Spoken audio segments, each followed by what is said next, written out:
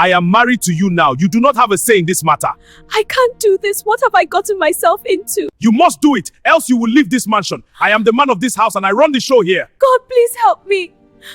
In the bustling city of Enugu, a place where ambition never truly sleeps, where the streets hum with energy day and night, and where appearances mean absolutely everything, there lived a young woman named Vanessa. Vanessa was not just beautiful.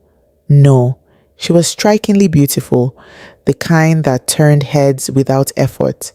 But more than that, she was intelligent, sharp, quick-witted. She was a graduate of law school, full of fire and big dreams.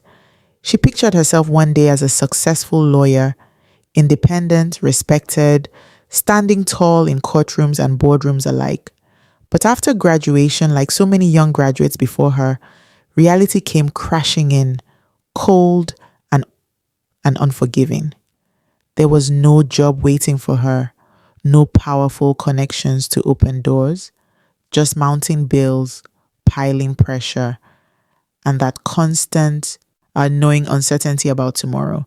So when the NYSC posting came through and she was sent to Enugu, Vanessa saw it, truly saw it, as a fresh start, a chance to reset, a new chapter. Life at the NYSC orientation camp was nothing like she expected. Crowded hostels with barely enough space to breathe, early morning drills under the rising sun, everyone in those stiff khaki uniforms, endless conversations filled with uncertainty about what came next after service, laughter mixed with worry, hope mixed with fear. That was exactly where she met Obinna. He stood out the moment she saw him, not because of charm or good looks. No. It was his presence, heavy, commanding, impossible to ignore. Obinna was in his early 30s, extremely overweight. His large protruding stomach seemed to lead the way wherever he went, and his body moved slowly, as though it carried far more than just physical weight. But what he lacked in physical appearance, he more than made up for in something far more powerful in that environment: wealth. Everyone in camp knew him, or at least knew of him. Rumors spread like wildfire through the hostels and parade ground. His family owned thriving businesses, properties scattered across the state, connections that reached high and wide. Even here in camp, he lived differently from everyone else. Better food appeared on his plate, more comfort in his sleeping arrangements, quiet influence that made things happen without anyone asking questions. Vanessa noticed all of it. And Obinna, he noticed her too. Unlike the others who hesitated or watched from afar, he didn't wait. He approached her directly, with confidence, and with money. It didn't take long before Vanessa's entire camp experience transformed. Better meals replaced the usual camp food. Private rides took her out of the gates when she needed air. Small gifts arrived unexpectedly. Attention, constant, flattering attention, made her feel seen in a way she hadn't in years. For the first time in a long, long time, life felt easy, almost effortless. Deep down, she knew it wasn't love, not even close, but it felt like an opportunity. A door swinging open when every other one had slammed shut. After NYSC ended, Obinna didn't disappear like so many camp connections do. Instead, he stayed, and he made his intentions crystal clear: marriage. Vanessa hesitated, but only briefly.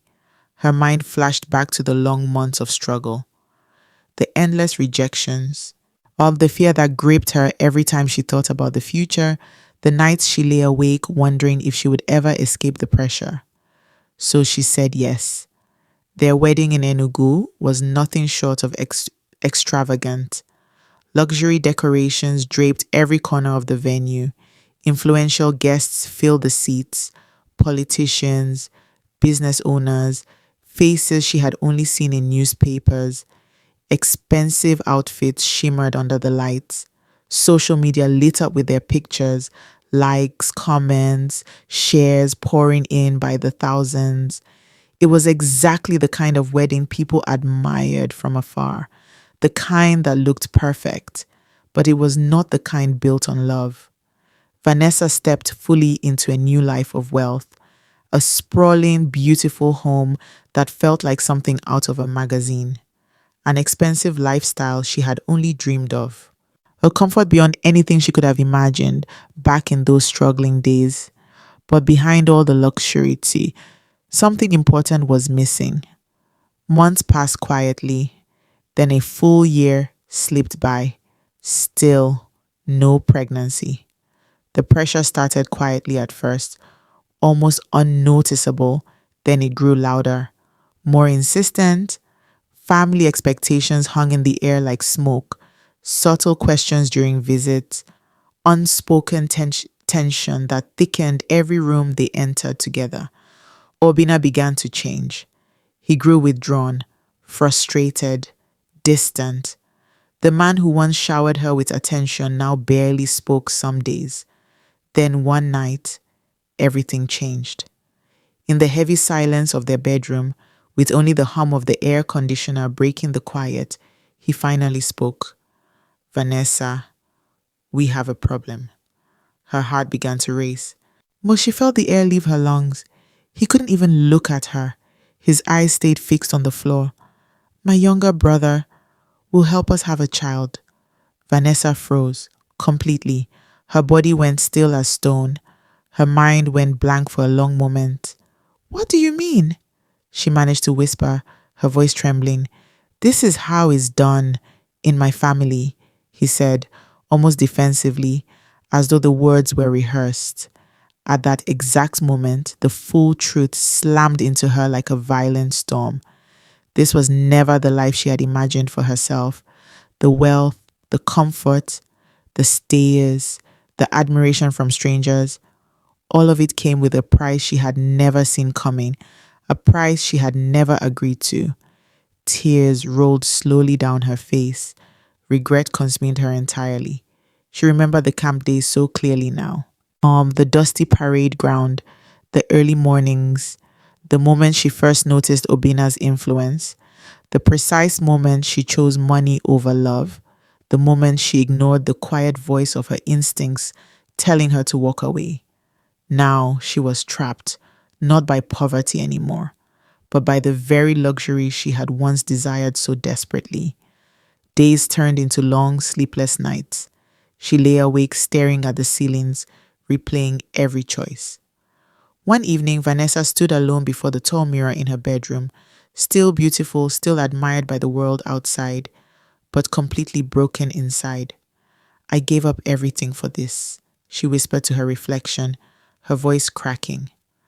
Outside the windows, the city of Enugu continued its busy, relentless life.